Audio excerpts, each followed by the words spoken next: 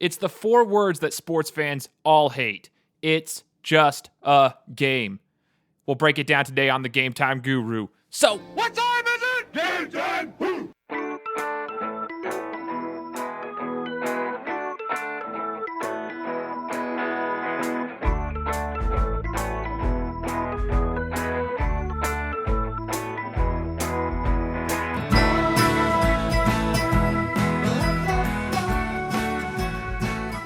what's going on, everybody? I'm Shane Larson, host of the Game Time Guru, coming at you today with a topic that's near and dear to my heart because I've dealt with it my entire life.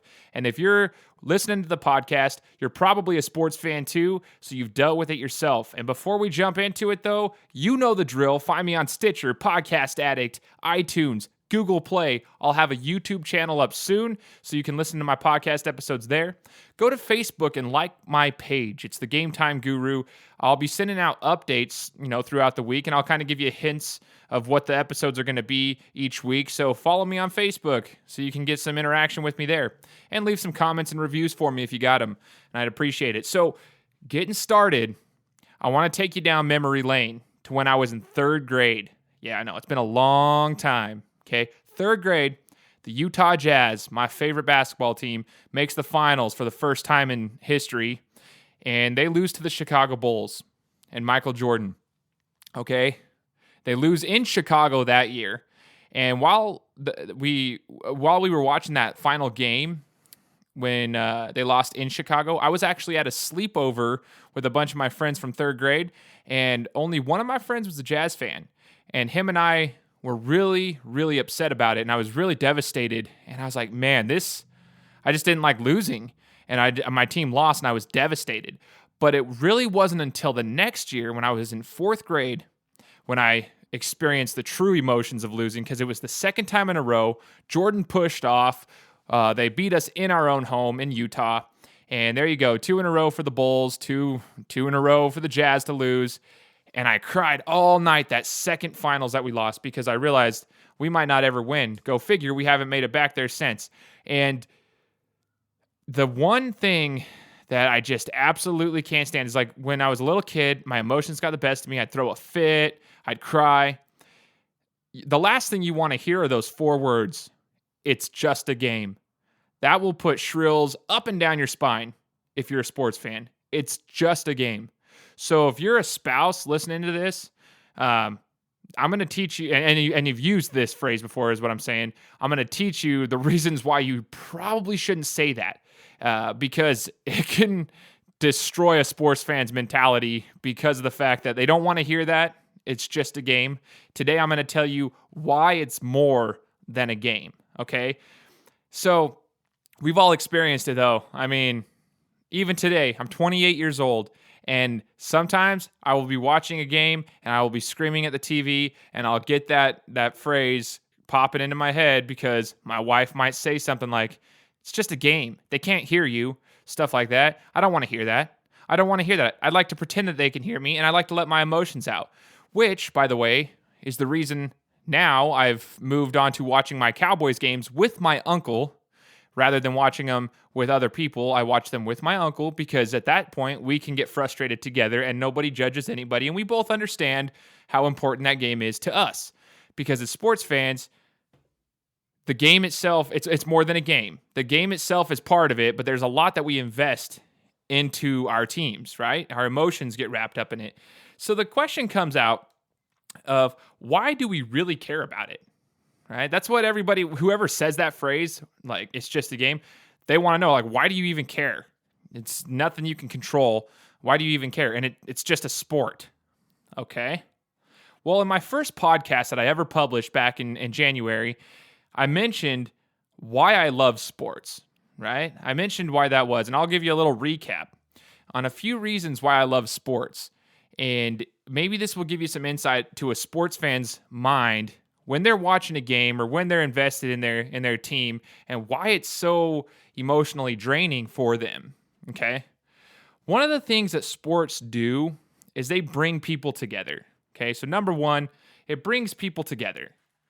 When you're at a sporting event, you're unified, and that means like even if you're the away team, typically when you go to an away game, you'll probably have some away fans with you, and you feel like you are united.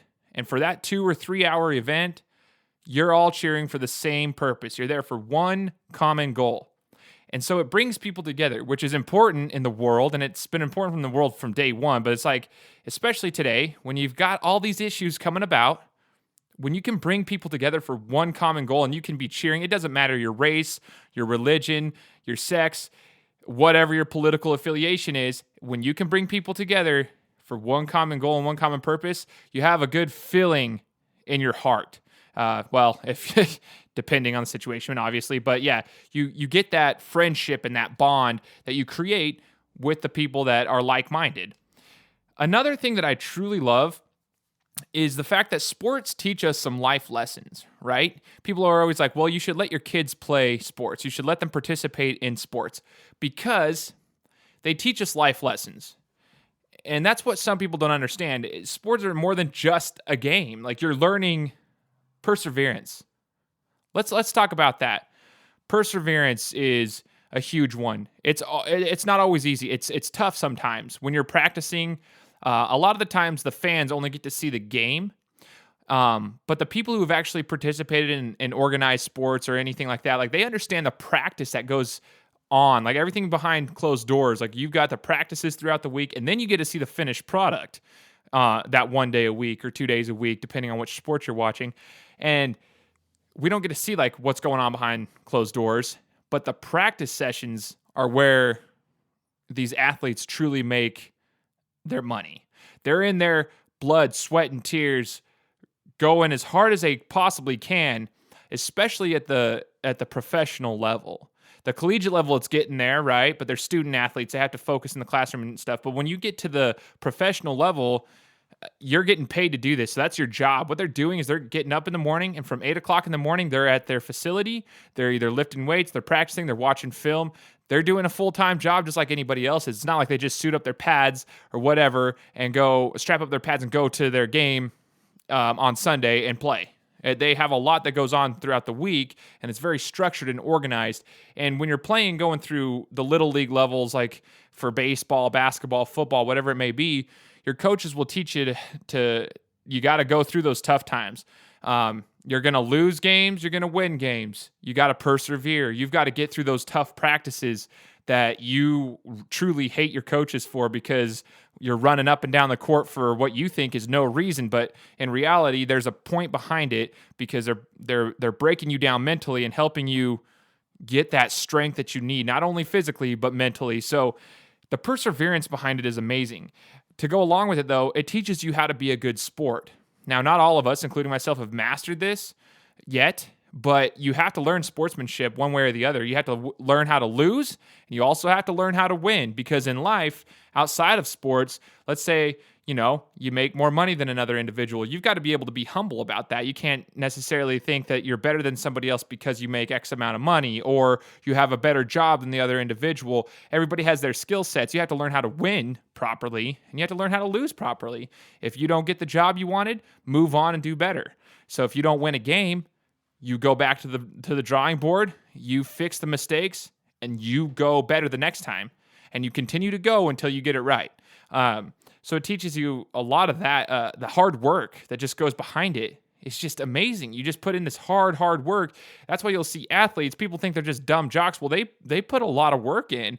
These guys weren't just necessarily physically gifted. Some of them were, but a lot of them had to hit the weights. A lot of them had to put that time in that nobody gets to see. And they go in there and they work on their craft, and they get to work on their athleticism and their ability to be a good player. And then they also have to work on their mind. They have to be a good role model. So sports is more than just the game. There's a huge economic impact that sports have on society as well. So just to break it down in the whole light of the Final Four, we just finished up the Final Four this week. I wanted to give you some stats from last year's Final Four, 2016, just so you know, sports generate a lot of economic activity because you have all this memorabilia that's got to be made. Well, you got all the vendors and everyone who are making those things, and they're selling them, and so there's a lot of jobs that are created through sports. Okay, and in the city of Houston, they generated roughly $300 million for hosting the Final Four in 2016. $300 million to the city of Houston with all of the tourists and everything coming through. But there was a ton of money that went into the memorabilia and everything like that. Now, also, I would encourage anybody who is a fan of economics to check out the economic impact that LeBron James had on the city of Cleveland and the state of Ohio anyways, just as a whole, but the city of Cleveland and the surrounding areas. Now, there were some reports that he had brought in like $500 million or something just by him being there because of ticket sales and stuff like that. But then there's since been reports that say that was a little bit outrageous, a little bit exaggerated. Granted, he did, when he left Cleveland and went to Miami, the Cavaliers struggled. The bars and the restaurants and everyone else around the stadium, they plummeted with their sales and the revenue. When LeBron James came back, they have skyrocketed because of one player bringing in all this publicity and all this marketing. And so you've got all these jobs that are being created outside of the sports world because they need to be able to handle everybody that's coming into that city. Hotels are getting more impact, the hotels are getting more money because they're getting more people coming there. Everyone's getting impacted some way. It's a domino effect. So it's more than just a game. There's an economic impact. There's the athleticism that it takes to compete at a high level. And it teaches us our life lessons. Then, the one thing that I really want to bring up right now in regards to sports and why we shouldn't say it's just a game is the fact that it distracts us from problems in the world. Okay? So when you're watching your game, you have something to look forward to, right? You get a list, you get to wait all day or wait all week, and you're like, oh, my team's going to be playing on Sunday against this team, or my team's playing tonight against this team. And you get to look forward to that. And for those couple hours, you don't care about what's going on. You might have had a bad day at work, or you might have gone through a divorce, or you might have gone through some issues in your life. And for those couple hours, you get to put that away and you get to enjoy the game. Okay, you get to enjoy the event that's going on, and it distracts you from what's going on in the world. Not that it's covering up your problems, but it does give you a little bit of a refreshing couple hours so that when you go back to the real world, you're like, okay, I'm good to go. It distracts us from some of the issues going on around in the world. That is why I love sports, okay? Another reason that I can't stand when people say it's just a game is because I invest a lot of my time and my money into sports. And that might sound outrageous to people because they're like, well, why would you do that? That's stupid. That's your own choice. And I understand that. It is my own choice, but it's what brings me joy. Some people have these hobbies that they enjoy doing. You know, they like to build their cars and they like to, remodel their house and do all this stuff. That's cool and all. I love that. That's awesome that you have a passion, but that brings you joy. What brings me joy is sports and rooting on my teams and traveling and getting to see the world while I root on my teams, getting to go see new places and see new faces. So, for instance, when the Boise State football team took on Nevada, and I've mentioned this before in my podcast, this is back in 2010, they took on Nevada when Colin Kaepernick was a senior, and they lost to Nevada in overtime with a missed field goal, his infamous missed field goal. It was a really bad situation. We were going to probably go to the Rose Bowl that year had we finished those last two games out strong. And when we went down there, so not only did we invest the money to drive down to Reno, which wasn't that much considering we were coming from Idaho, but earlier that year we had gone to Virginia Tech, so we went to Washington, D.C. to watch them play Virginia Tech. And, we invested in tickets and all the stuff that goes along with traveling and all of your shirts and stuff like that. So by the end of the year, I'd probably spend about $1,000 to $1,500 just on, watching my team, all for it. And I had saved money for us to be able to go to California for the Rose Bowl. So I'd been like saving up for those 4 or 5 months, all for it to come crumbling down which is part of the game, but it was devastating for me because I invested so much time and so much effort and everything into this team, cheering for them, and it just came crashing down on me. And it had a huge impact on me because I was so invested. Now, I don't go and buy fancy cars. I don't buy fancy clothes. You know what I mean? Like, I invest my time and my money into those sporting events, and I enjoy that. But that's why it's frustrating when people say it's just a game, because to me, it's not.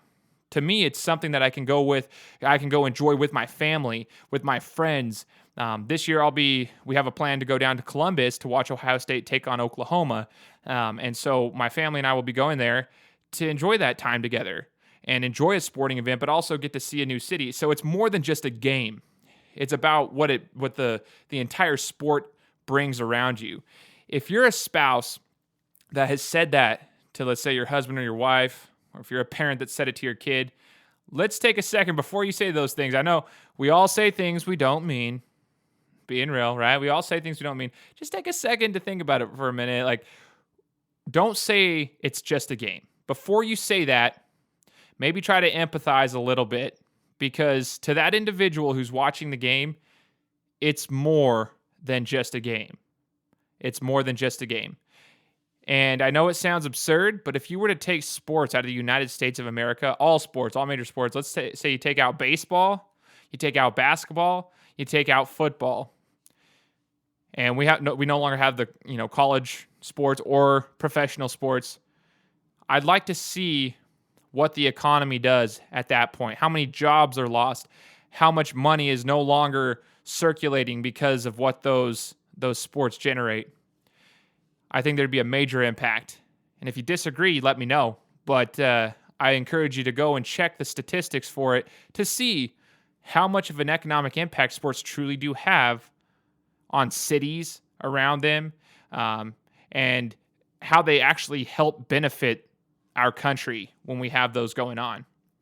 So just remember, if you're saying it's just a game, hold yourself, zip it, and think of something else you can say. Just like anything, just remember to stop, think about it, and maybe rephrase that, because I've given you a couple reasons why it's more than a game.